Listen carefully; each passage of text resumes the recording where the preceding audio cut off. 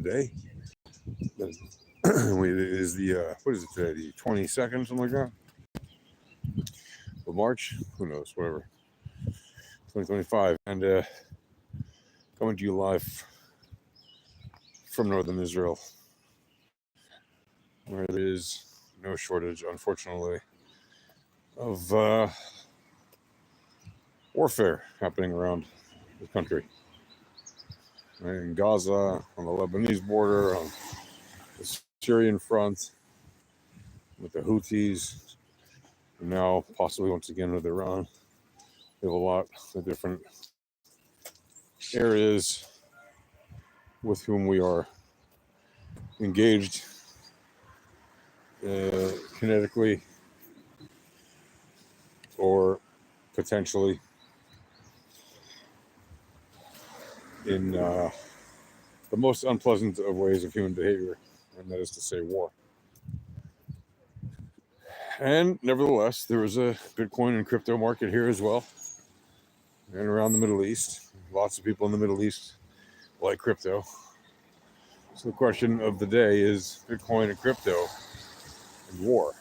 Is it good for you?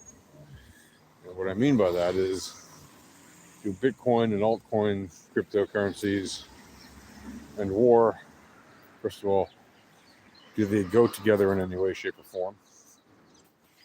And overall, is that formula, is that equation in some way good for you, beneficial to you, providing you with some positives? Well,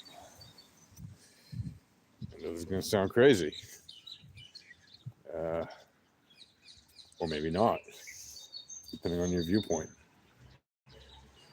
But Bitcoin and altcoins, as I said many times on this channel, they don't actually disincentivize war. They don't necessarily incentivize it, but they don't disincentivize it. This notion that somehow cryptocurrencies makes fighting war less interesting to people is ridiculous. The idea that people will fight less because there are limited supply assets in the marketplace that never existed before. So yes, they may be limited supply, but they've still added to the quantity of assets available to trade. It's like if we found a whole new element, right? And there might be a limited supply of it, but until then, it never existed. So now, out of all the elements that exist, you've now added one to the marketplace.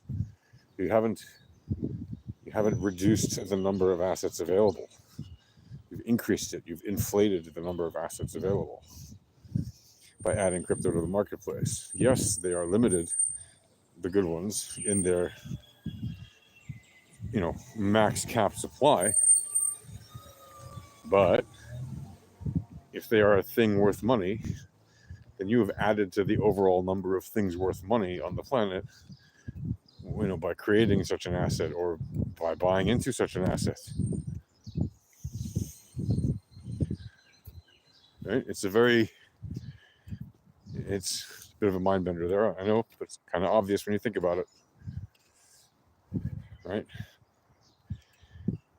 Like if trees are limited in supply and you want more trees, the solution is you cut down more trees, because then the people who have an interest in planting trees and selling trees, they will plant more trees if you cut down more trees out of need.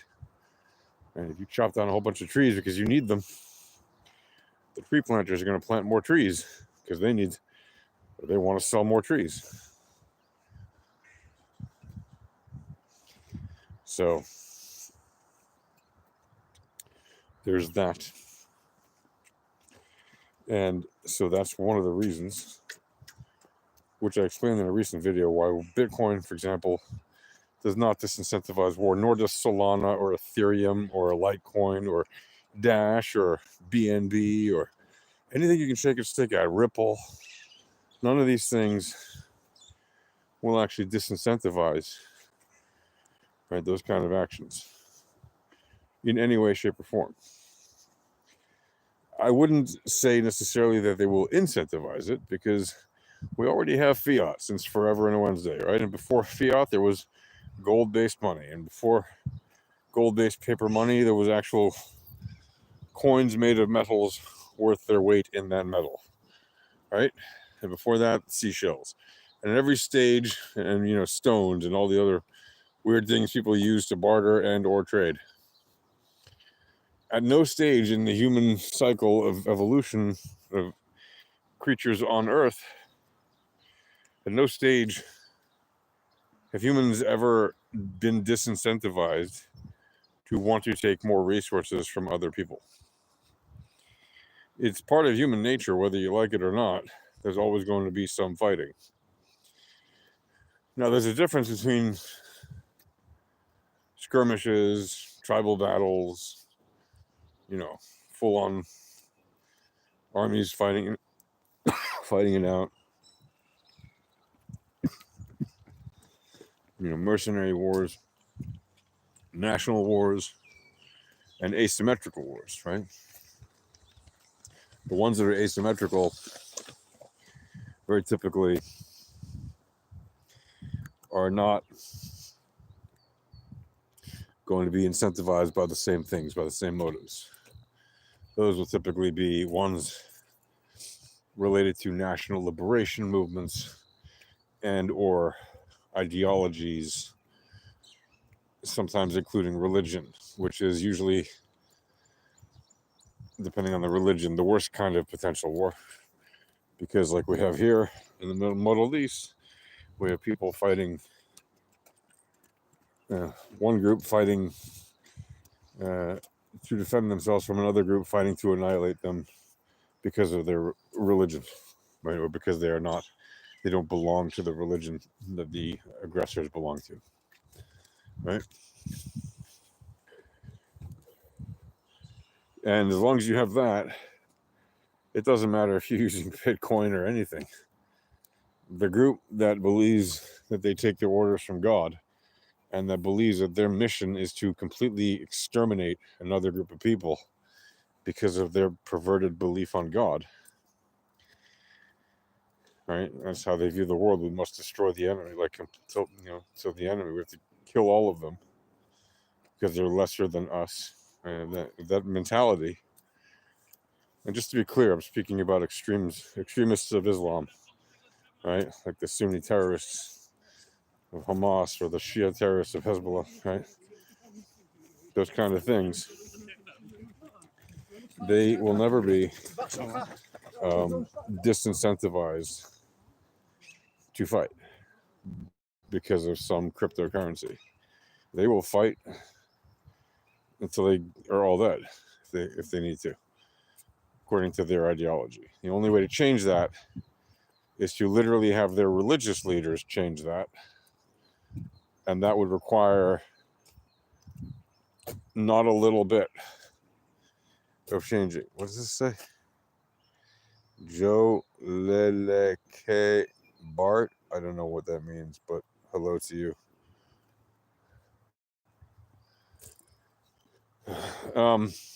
So anyway, unfortunately, Bitcoin and crypto will never disincentivize war, right? But in some ways, it enables it. Just like money enables war. Regular old fiat money, right? Enables war. How? Well, money is, a very strong medium.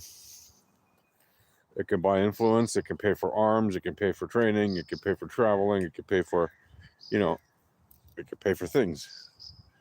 Pay for anything that you need to pay for with money. And what is money? Money is an asset that one earns or acquires through any number of means.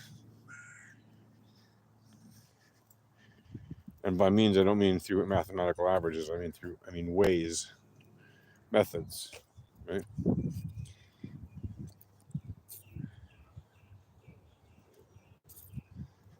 So Bitcoin, crypto, and war is it good for you? Well,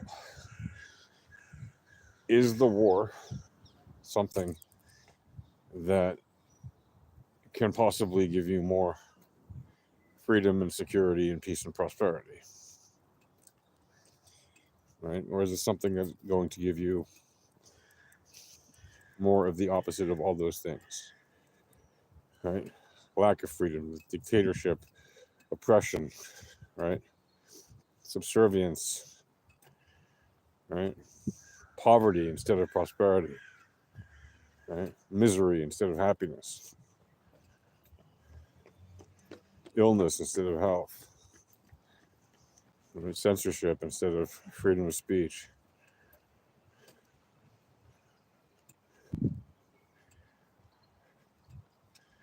Think about that, because not every war will bring you, or every war will have winners and losers. Not every war, after the war is over, will end in the same way. In fact, they all end in slightly different ways. Typically, people say there are no winners in war, but that's also not true. In World War II, there were definitely winners. The Allies won the war. Same thing in World War I. There was a clear winner and a clear losing side, right?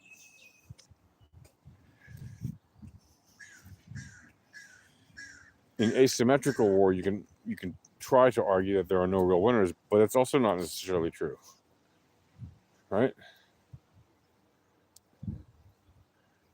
If you have, for example, Hamas is attacking Israel, okay, and it's an asymmetrical war, because obviously Hamas doesn't have the same kinetic power that Israel has when it comes to military might, and they know that, and Israel knows that.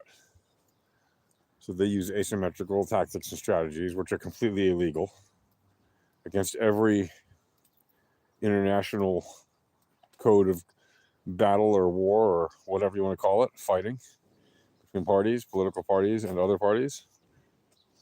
Okay, they think of themselves as soldiers. Well, they think of themselves as soldiers. We call them terrorists, and they deny that they're terrorists. Well, that means if they're soldiers, they have to accept the Geneva Conventions, but they don't. They completely disrespect and disregard them. However, they expect Israel to uphold the Geneva Conventions, even though they don't. Well, reciprocity is a two-way street. You can't have your cake and eat it. If you don't accept the Geneva Conventions, you should not accept that the side you're fighting accepts them.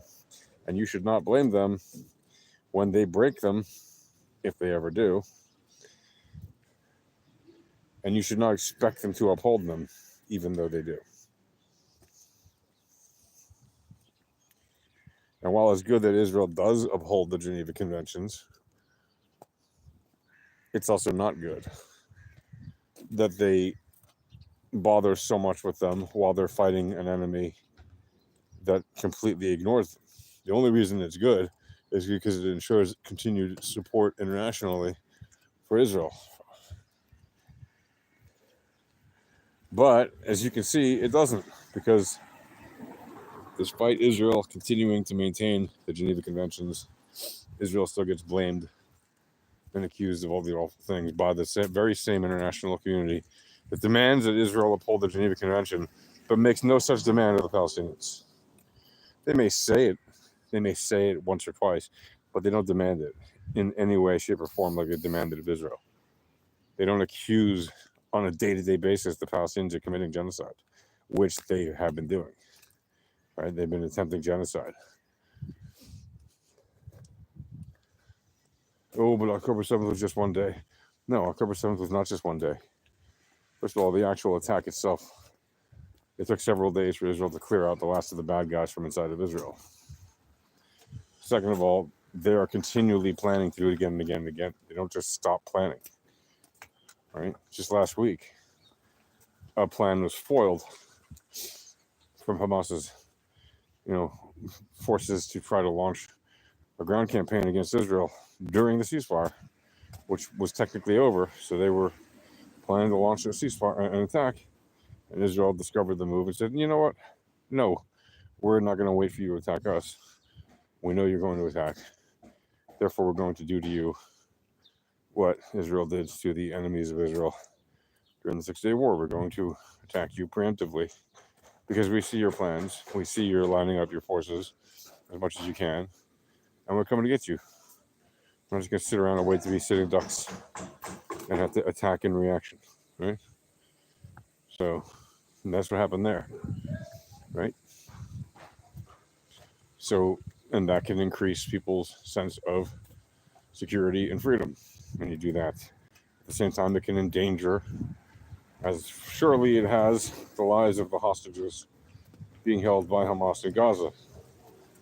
That said, the lives of those hostages are quite literally the only thing that Hamas has in their so-called negotiating toolkit.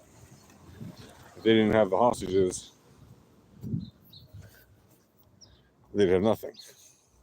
And if all they have is dead hostages, they're just going to get a bunch of boom on their head. Because what does Israel have to lose at that point if all the hostages are dead?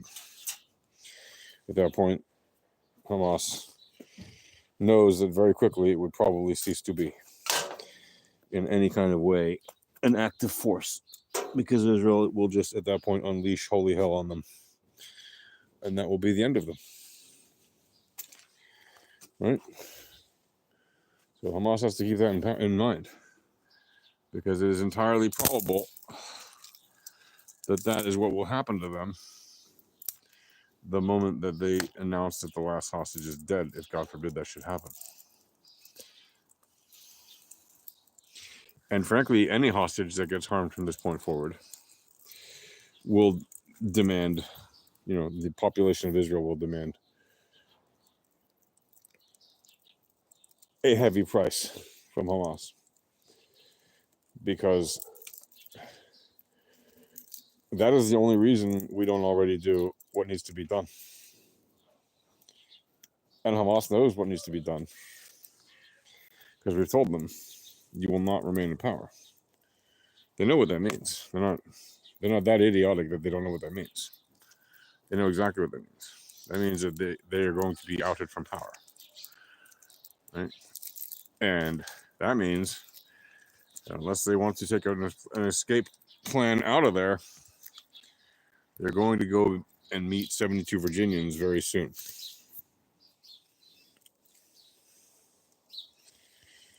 And since they constantly brag about wanting to do that, well, Israel should provide them with that opportunity. The sooner the better.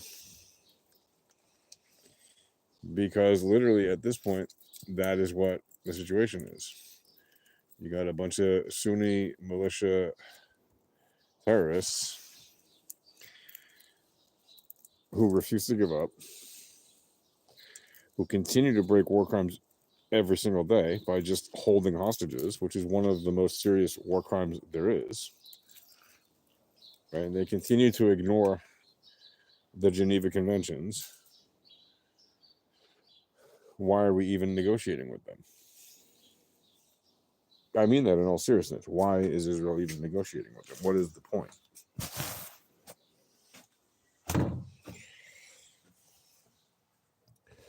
So, again, Bitcoin and crypto, they don't help that situation.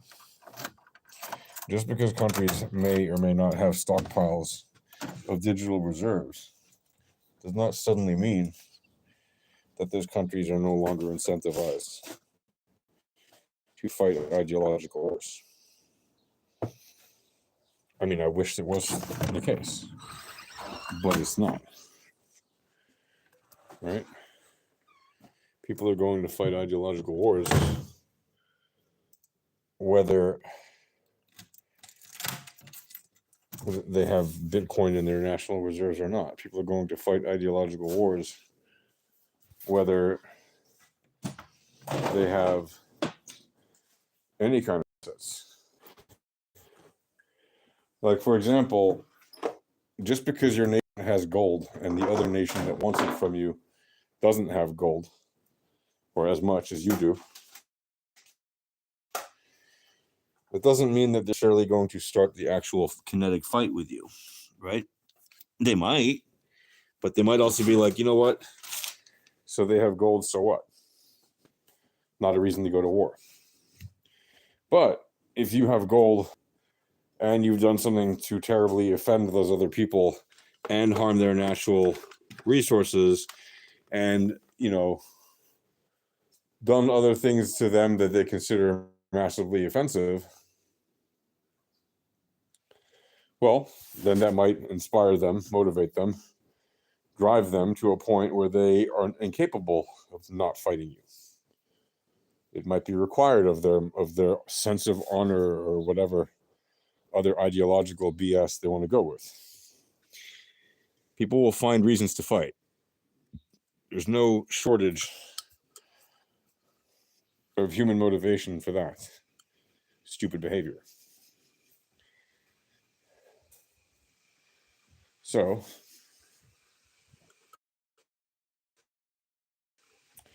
what can we do as human beings to actually disincentivize fighting? Well, that kind of is a topic for a different video. But what we can say is if you truly want to disincentivize fighting,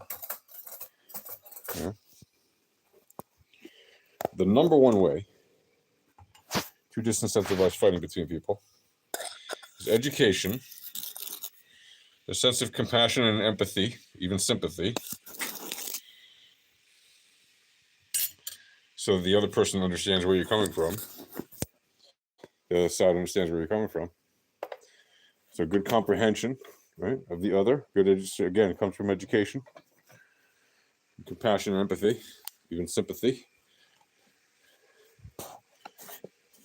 And that will usually do the trick. As Golda Meir said, if they love their children more than they hate us, right? And she was talking about how to end the war. This war will end when the other side loves their children more than they hate us. Meaning, when they are more motivated to have a good life than they are to just destroy ours, then we'll have peace. Until then, there's nothing to even talk about. And it doesn't matter what kind of assets we have in our wallets or in our treasury. It makes no difference at all. They would fight us. We don't even have oil in Israel, and yet they fight us. And we're in the Middle East. It goes to show oil is not the biggest motivator, right? Saudi Arabia, they have a bunch of oil. Who are they fighting? Well, they were fighting the Houthis. The Houthis are from Yemen. They're not the Yemenis government, but they're from Yemen. Also not the world's biggest reserve of oil, but, in fact, one of the poorest nations on earth, right? One of the poorest nations on earth is willing to fight against one of the richest nations. They're willing to fight against the Yemeni government, which they obviously threw out of power in many parts of Yemen.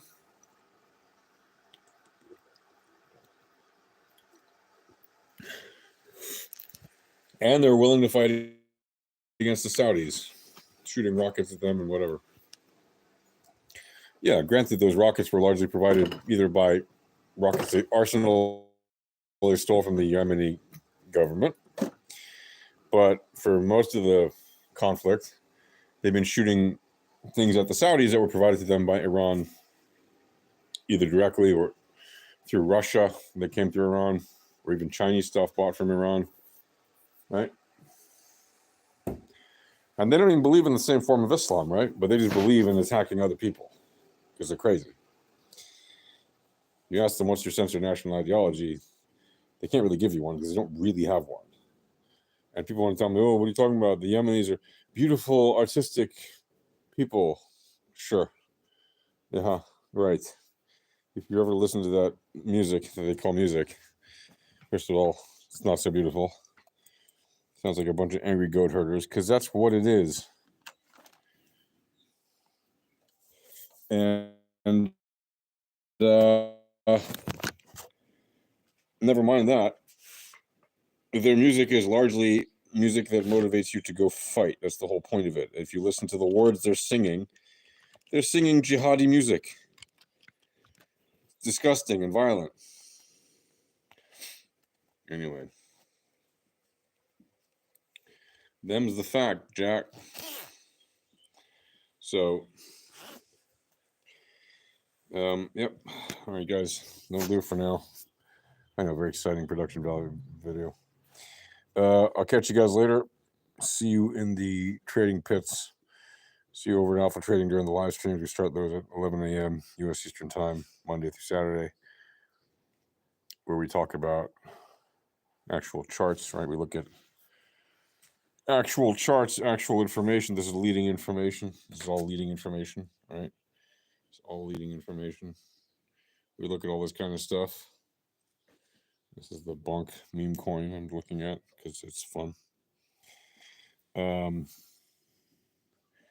And we talk about, this kind of technical analysis, which is actually the real technical analysis and not the kind of technical analysis you see on all the YouTube Jimmy channels where they give you lagging information. This is leading information, meaning it tells you about what is happening now, what are the probabilities of something happening now and in future candles. That's leading information. Lagging information just shows you what happened in the past and is completely useless to you in terms of trading. Because the whole point of trading is to buy assets when they're low and sell them when they are high. And the best way to know that is with leading information, which tells you when it is likely to be low and when it is likely to be high, right? And which direction it is likely to move based on the actual probabilities, based on the actual maths that matter. So we talk about all that kind of stuff. We show you. It's all about giving you guys a free education to trade properly, because that's what lagging information is pure garbage. It's intended to mislead you, right? Like by its very nature,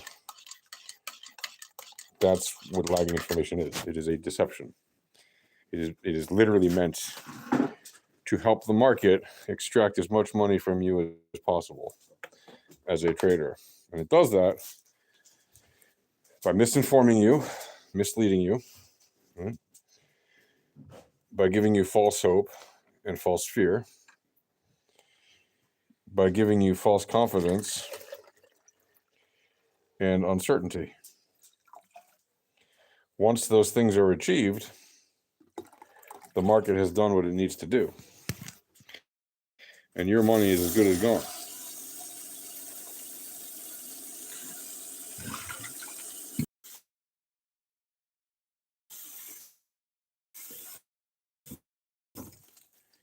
Right? I know this because capital within a few months, even less. That's called the 90-90 rule. 90% of the traders lose 90% of the days. And given all the amount of leverage that people use these days, it's even worse than that. It's 99.9999% of traders lose more than 90% of their trading capital, in many cases 100%, within 60 to 75 days. Because of the insane amount of leverage that they use and the bad trading information that they use and the stupid actions they take. And if traders really wanted to be profitable, they would first of all have good risk management. Second of all, take profits early and often. Third of all, limit their loss. Fourth of all, don't be emotionally attached to your trades. That's really the four things all in all that you need to do. Right? It's like the three rules are take profits early and often, limit your loss, and don't be emotionally attached to your trade. But the number one thing out of all that really is risk management. And those things are all part of risk management, those three rules. Risk management involves a lot more than just that. You need to know your position size, all that stuff. How much you're willing to put on long or short, whether to enter or exit, etc. If you don't have good risk management, you've got nothing. So you might as well have good risk management, because that's all there is. Anyway, I see your, is that Indian flags? Hello, Indian flags. What Zeg Jij? I don't know what Zeg Jij means, but anyway. Y'all have a great day. See you in the Alpha Trading live stream. Again, that link is at alphatradinghq.com/discord. alphatradinghq.com/discord. And those live streams start at 11 a.m. U.S. Eastern Time. If not, you can just enter our Discord and you can watch them. If you can't make it during the actual live stream, you can first of all come in the Discord. It's free. And second of all, you can go into the Discord and check out the live streams channel where we post the links to all the latest streams so you can watch them later if you want. All right, that's it, folks. Take care. Happy trading.